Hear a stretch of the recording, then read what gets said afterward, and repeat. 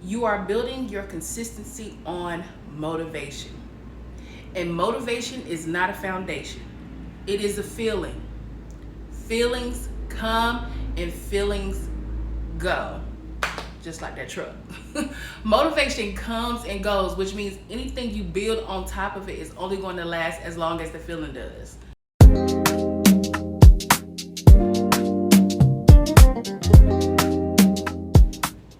Let's be honest. How many times have you started over? Like, actually, how many Mondays have come and gone where you said, okay, this is it. This week is going to be different. And then Wednesday happened. Now, I'm not here to judge you because I have been that person. I've started over so many times that starting over basically has its own slot in my routine. It is not even the stopping that hurts the most. It's the story that you start telling yourself about why you stopped. The I just don't have what it takes. The maybe this isn't for me. The I've tried too many times. What's the point? If any of that sounds familiar, stay with me. Because I want to talk about what is actually going on.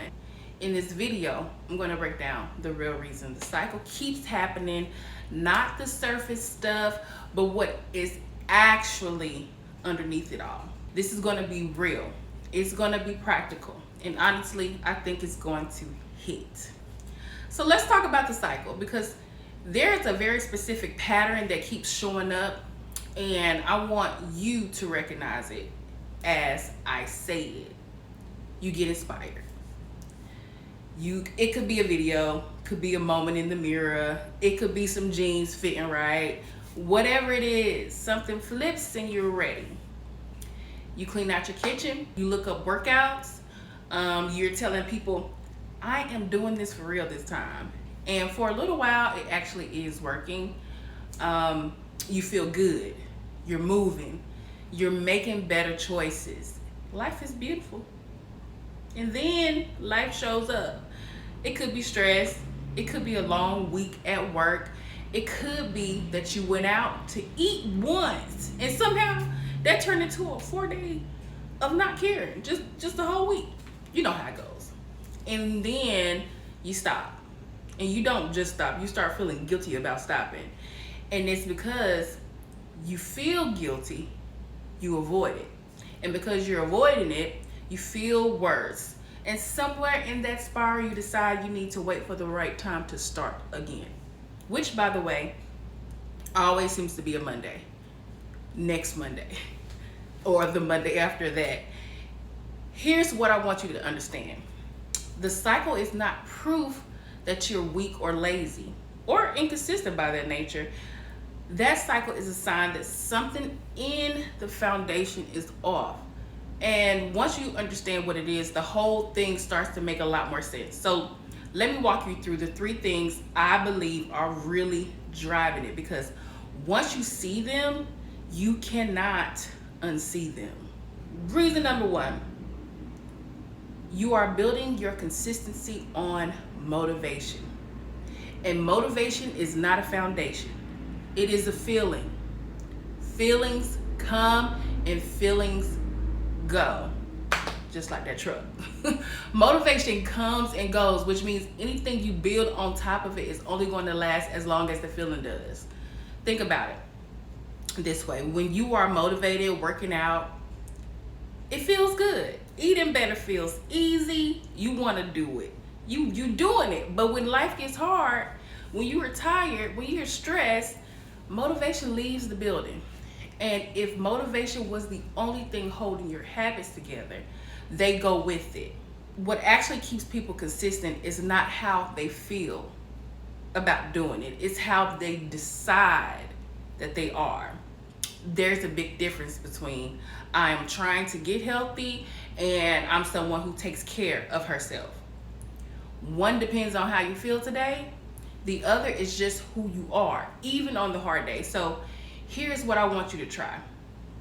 Instead of asking yourself, am I motivated today? Start asking, what would the version of me who takes care of herself do right now? Even if the answer is just drink some water and go for a 10-minute walk. That is her. Do that. You're not building habits, you're building an identity. And identity is stickier than motivation every single time. Reason number 2, your restart bar is way too high. And I say this with all the love in the world. We have somehow convinced ourselves that starting over means starting perfectly. It means a full meal prep Sunday, a new workout plan, printed out, the right shoes, the right playlist, everything lined up and ready. And if we can't do all of it, we do none of it. I need you to hear me when I say this. That is a trap. Because the perfect start is almost never available. Life is messy, schedules fall apart, the meal prep doesn't happen, and if you are only willing to restart under perfect conditions, you are never going to restart. You're waiting for a Monday that keeps moving. Here is what I want you to do instead.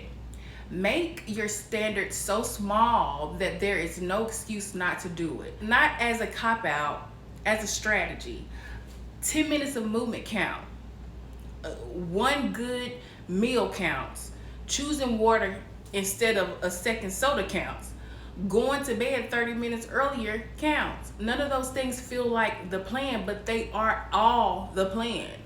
Progress does not care how polished your starting point looks. It just cares that you started. Reason number 3. And this is the one I really want you to sit with. Shame is the thing that is keeping you stuck more than anything else. We do not talk about this enough. When you miss a day or a week or a month, the shame of having stopped is sometimes heavier than actual effort of starting again.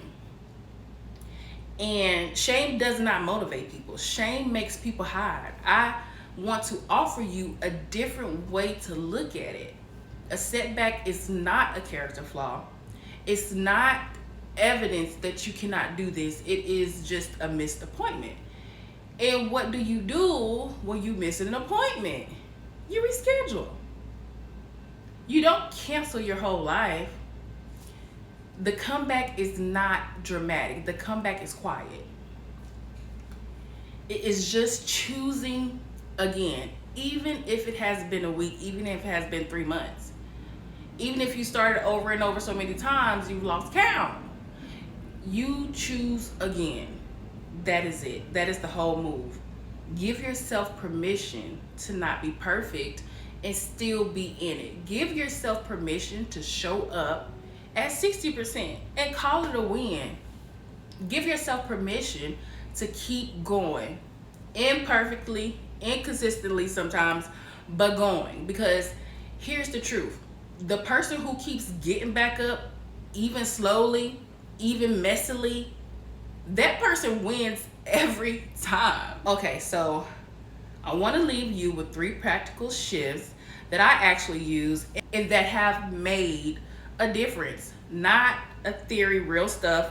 Shift number 1, make your standards smaller than your excuses. If your excuse is, I don't have time to go to the gym, your standard becomes a 20-minute home workout. You see? If your excuse is, I don't have time for either, your standard becomes a walk around the block. The goal is to always have an answer for your excuse. Always. Shift number 2. Decide who you are before you decide what you do. You are not someone trying to get healthy. You are someone that takes care of themselves. That is your identity. Every choice you make either reinforces it or doesn't. And on the days where you only do one small thing, that counts as reinforcing it. Shift number 3, count the days you showed up, not the days you missed. Get a simple, like a habit tracker. Your phone notes app is fine, and just mark an X on every day that you did something. Anything. After 2 weeks of looking at those X's, I promise you, you will not want to break the streak. Progress is motivating, but you have to be able to see it. I started this brand because I've lived everything I just talked about. I have been in the cycle. I have let shame keep me away. I have waited for the perfect Monday that never came. And at some point, I just decided she didn't give up. Not because everything got easier, not because I finally felt ready, but because I decided that by me keep going, that is just who I am going to be. That is just who I am. And that is available to you too, right now, not next week. If you want a little structure to go along with this, I have a 30-day self-care weight loss kickoff guide that I could put together specifically for this kind of refresh. And it's available for free. It's not extreme. It's not a crash diet. It's just a calm, practical, doable plan for the woman who is ready to be consistent, or for anybody who's ready to be consistent. The link is in the description. And before you go, drop a comment and tell me one thing you're restarting today. It does not have to be big, just something real. I'll read every single one of them. Subscribe if you want more of this real conversation about fitness, self-care, and building consistency without losing your mind in the process. I'll see you in the next one.